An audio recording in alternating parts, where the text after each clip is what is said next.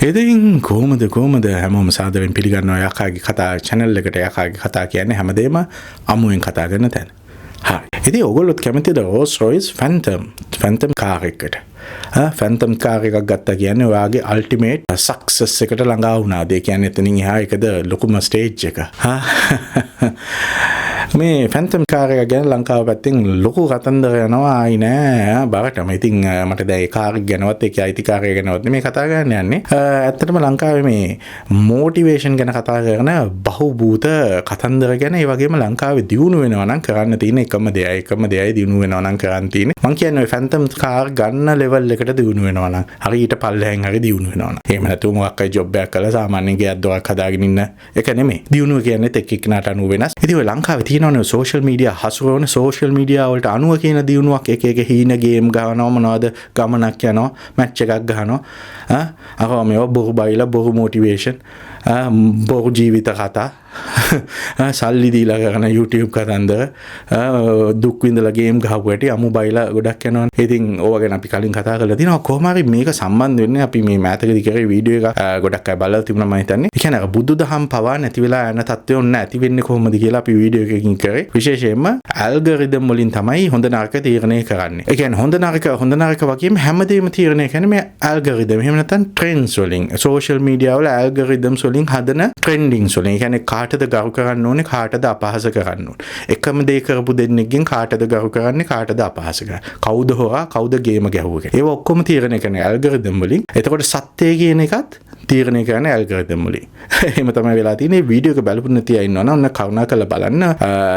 ඔයගොල්ලන්ගේ ජීවිතේට උනත් ලොකු වෙනසක් වෙයි. ඉතින් එතකොට එහෙම දැන් social media handle කරන දේවල් තියෙනවා.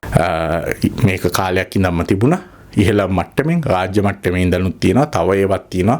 ස්පෙෂල් පැකේජ් ගන්නත් පුළුවන්. ඒ විදිහට. එතකොට සෝෂල් මීඩියා ඕගොල්ලොත් ගේම් ගහනවා නම් ගේම ගැහුවා නම් ගමනක් ගියා නම් ඕගොල්ලන්ටත් පුළුවන් ඒ පැකේජ් එකක් ගන්න. ඒවා කරන මිනිස්සු ඉන්නවා. එක්කෙනෙක් නෙමෙයි බර ගානක් ඉන්නවා. ඒ වගේ එක টপ ලෙවල් එකේ ඉන්න කට්ටිය ඉන්නවා. ඒගොල්ලන්ට කිව්වම ඒගොල්ලෝ ටට්ටක් ගාලා ඔයාගේ වැඩ ටික කරනවා. ඒගොල්ලන්ගේ පේජස් වලින් ටට්ටක් ගාලා ෂෙයා කරනවා. ඒ කියන්නේ අපි හිතමු දැන් ඔයා කාර් එකක් ගත්තා කියන මොකක් හරි. ඔයාට සල්ලි වේදම් කරන්න පුළුවන් නෑ. එහෙම නැත්නම් ඔයා බලවත් කෙනෙක් නම් ඔයාට පෙන්වන්න පුළුවන් නම් ඔයාට මේ දේවල් කරලා දුන්නාම ඔයාගෙන් වාසි පහු කාලෙකදී හම්බ වෙයි කියලා. එහෙම නැත්නම් ඒ වෙලාව ඔයාට ගෙවීම් කරන්න පුළුවන් නම් ඔයාට මේ දේවල් කරගන්න පුළුවන්. ඉතින් ඒ තත්ත්වෙට ඔන්න මැච් එකක් ගහනවද ඔයගොල්ලෝ? ඒ වගේ ඉතින් මන් දන්නේ. එතකොට කමෙන්ට් පැකේජ් එක තියෙනවා. ඒ වගේ ලව් හાર્ට් ටික වැටෙනවා. ඒගොල්ලන්ගෙම තියෙන ෆේක් accounts වලින්. එතකොට තව එකම විදිහේ කමෙන්ට්ස් වැටෙනවා. ඔයගොල්ලෝ දැකලා එකම විදිහට කමෙන්ට්ස් වැටෙනවා. උතුරන් හරියන්න ඕනේ මාරයි බුදු සරණයි දෙවි පිහිටයි හාත්ෝගයක් එක දේවල්. එතකොට තරහකාරයන්ට වෙනම විදිහකට. ඉතින් ඔහොම ගියාම එහෙම ස්ටාර්ට් එක ගියාම අනිත් අය මෙහෙම ලොකු නිකන් මේ ෆ්ලඩ් අවුට් වුණාම එක පාට ෆ්ලඩ් වුණාම මේ විදිහට ඇල්ගොරිතම් එකට අහු වෙනවා ඒක. ඒක තමයි සජෙස්ට් වෙවි යන්නේ. ඉතින් එහෙම යනකොට මිනිස්සුන්ට මේක තමයි සත්‍ය කියලා ඇති. ඉතින් මම මේ කිව්වේ දැනගන්න මේක මොකද බුද්ධිය මේ රියැක්ට් කරන්න නෙමෙයි බුද්ධියෙන් හිතන්න අවශ්‍ය කරන කාලයක්. මේක ඇල්ගොරිතම් වලට බාර දෙන්න එපා. ඕගොල්ලන්ගේ සිතුවිලි නැති කරලා දාන්න. ඔයාගේ විඥානය, ඔයාගේ සිතීමේ ශක්තිය ඒවා නැති කරලා දාන්න ඇල්ගොරිතම් එකට ඉඩ දෙන්න එපා. මෙට්‍රික්ස් එකේ පෙන්නනවා වගේ ලෝකයකට යන්න අවශ්‍ය වෙන්නේ නැහැනේ අපිට නේද? රයිට්.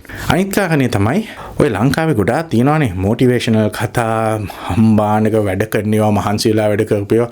ඒක මෙහෙමයි. ඒවා හොඳයි. ඕගොල්ලෝ ඒවා බලන්න එපා කියලා නෙමෙයි කියන්නේ ඒවා බලන්න. මාත් බලනවා. ඒවා හරිය එන්ටර්ටේන්මන්ට්.